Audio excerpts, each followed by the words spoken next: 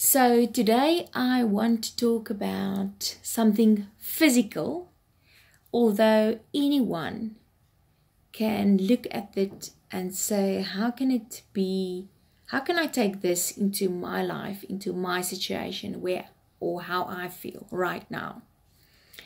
Now, this morning I went to do my 3rd pound class, and the first one was 7 months back. So actually it's my 2nd pound class because I'm so behind. And while exercising, the instructor said, higher. And then I'm like, I can't.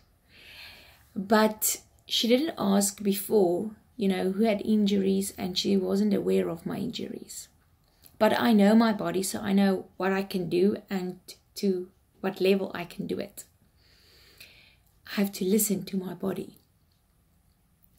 Now, since I was young, I've always been this as girly girl I can be, and most of the times are. I was like what's the English word for it? The tomboy. I don't know the English word, but you're the one that plays with the boys and, skateboard and, help build the tree house and, climb trees and do all of those crazy stuff.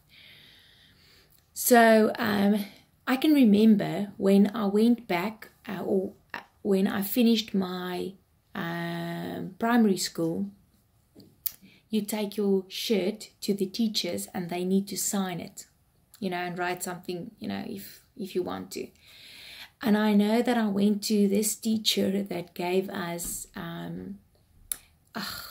don't know the English word, but it's in Afrikaans. It was alwe.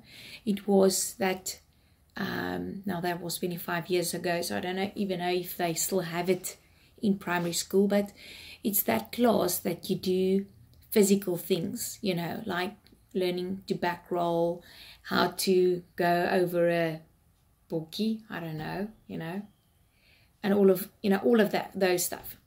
And that was actually the period where most of my friends and classmates, girls, wrote their own doctor's certificates or doctor's letters, whatever, where they are not allowed to exercise, or they bunk.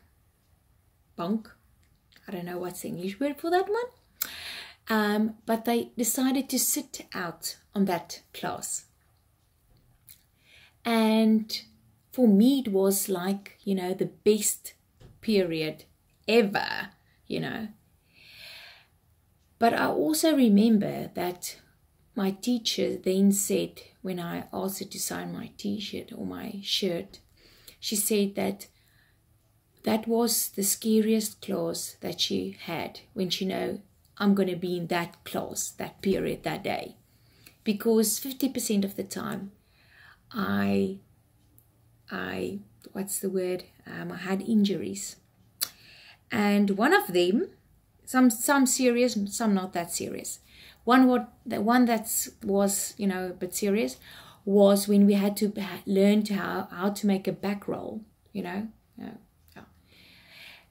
I've injured my neck, and I know that it is mostly because I didn't concentrate when the teacher told us how to do it, or I was just a bit, funny again, or did it like, in first gear.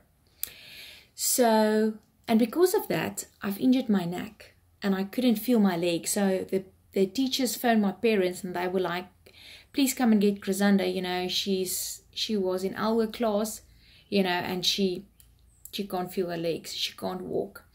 And they had to carry me, and my dad had to carry me into the bathtub. And I was laying there and then laid on the bed, and later that day, about 5 o'clock, I started feeling my legs, and then I could walk slowly again. So because of that, now where a normal person, well, average person, next goes like this, mine goes with like a what do you call it again? A hook. You know what I mean. Okay, so that was one of my first injuries, apart from all the injuries that I've got from skateboarding and all of that. But injuries that I can remember. And then while at school, I also broke my wrist. So even today, my wrists, they look, I don't know if you can see it, but this one has a big bump. So I was hospitalized, wear a cast during our December holiday. Yay! And I also had 4 knee operations before I left school. No, I was not in the rugby team, but it was sport injuries as well as injuries that if I tell you that you will be like, you're crazy. So yes, they removed my kraakbeen. Google it. And they've also I've torn my tendon. I think it's a tendon. Now in Afrikaans it's my kruisligament. So if that is of, like where your knee will in Afrikaans, I want to do Afrikaans blocks. As jou enkel swik, you walk and then your ankle go like this. My knee would, I will walk and then my knee will do this, because there's nothing that tendon, it stabilizes your whole leg. Okay, so I had 4 ops in my right knee. Okay, and then when I gave birth, I had bad inflammation, and I was given injections and used medicine. But 2 years ago, when I went for my shoulder, because I thought that my husband and the neighbors dropped me while, taking me to the car when I had my first seizure, they then sent me for a sonar, and then I said, just look at my hip as well. And they said, how old are you? Because I couldn't believe the calcification there was on my hip. So now I need to sleep with a pillow between my knees at night. Otherwise I can't walk the next morning. And FYI, this is not a pity vlog. It's just one of those vlogs where there's a day that you've realized that all of this is catching up on you. So then there was that. It's my hip, it's my shoulder, and it's my back, because I had a back fracture. And then I've injured my ankle. And then because I've injured it, you try to protect it. So then, I've started feeling my other ankle as well, because it compromises for the, other ankle.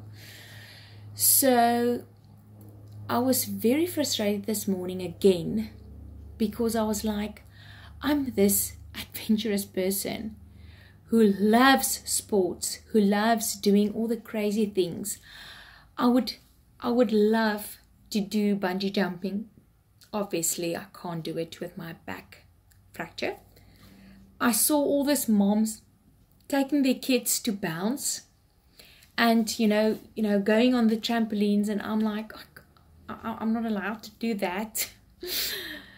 And it's more of frustration than it is, I'm not angry about it. I'm more frustrated about it, because I want to, mentally, I want to do it, but physically, I can't. And 80%, 90% of the injuries I have now, doctors can't fix. So for some of those injuries, I've already prayed, for the past 10 years, to get healed. And then obviously my heart, I don't know if I said that before. And then obviously my heart. So for that, I can go for an ablation, and that's going to be next year. which is also a bad thing. So I need to take heart medication. And then you just get frustrated because you see all these other people that don't like exercising. They don't, they just, if they can sit down and read a book and just chill, then they're in heaven. For me, it's like, I want to do warrior race and I want to do this and this, but I can't for now. So, but first off, I won't stop praying because I know God will heal me. He will. Second of all, I am looking at the things that I can be grateful for. I'm not someone that needs to lay in my bed 24/7 for the rest of my life. I've done that for 2 months. Twice for 2 months. So I'm done with that as well. But there's so many things I can be thankful for. So many things. I'm still able to walk. I'm still able to cook what I love, even though I get spasms, after, doing that. And I think when you get into that thing of frustration, into that mode of frustration, you need to ask yourself, what can I be thankful for? God understands us. He's not angry when we get frustrated and ask, God, why me? And today I feel like that again. But we have to get over ourselves, and we have to appreciate what we have, even though it's not where we want to be. Okay. So for all the people out there that is health-wise, in a chair, on a bed, I feel your pain. I've been there, maybe just for 2 months at a time, but I really feel your pain. And it's okay to be frustrated. But I also want to say, never give up praying. Because if God did all these miracles, like even raising Lazarus from the dead after 4 days, I'm sure He can use, or He can do a miracle for you as well. And you know what? People have asked me, why are you still in a place where you keep on praying and praying for it, but it doesn't happen? God's timing isn't ours. What I've learned through all these injuries I had and all the stuff that went on, you can't pay any money for that. So I hope that I helped you today. Just think about what you can be thankful for and never stop praying and believing. And if you don't get healed, ask God how He wants you to help others and be an inspiration for someone else.